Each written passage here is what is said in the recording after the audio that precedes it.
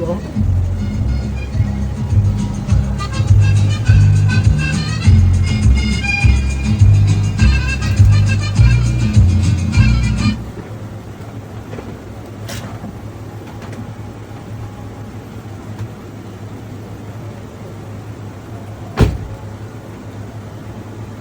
عليكم. السلام ورحمه الله وبركاته. ازيك يا باشا عامل ايه؟ انا ازيك يا كبير، اخبارك ايه؟ استاذنك معلش الكونه ب 10 جنيه كانوا ب 10 في الثلاجه دي حضرتك؟ هنا؟ في الثلاجه، اتفضل.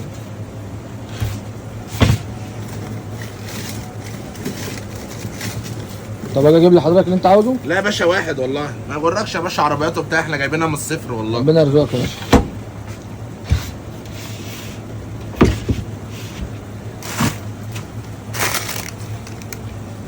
عشان ما تلخبطش الدنيا، بس اجي اجيب لك اللي انت عاوزه.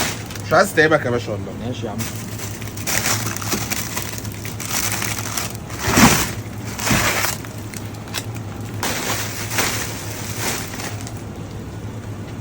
هي اطعمه ايه اللي موجوده يا باشا؟ في حضرتك شوكولاته ولوتس وفانيليا.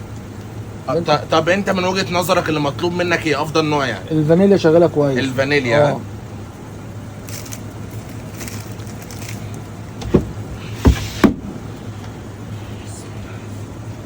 حبيبي يا باشا تسلم.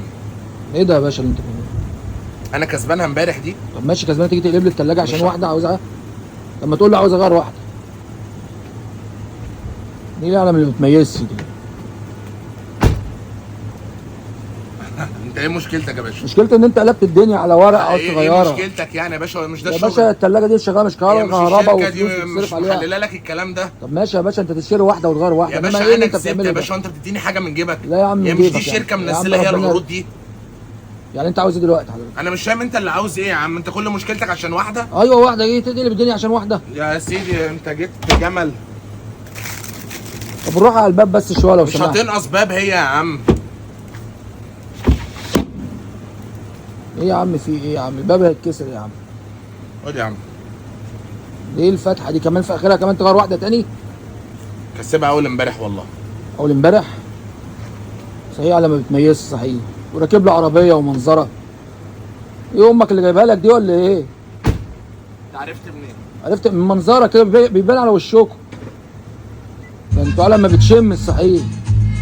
عرف ده هيجري.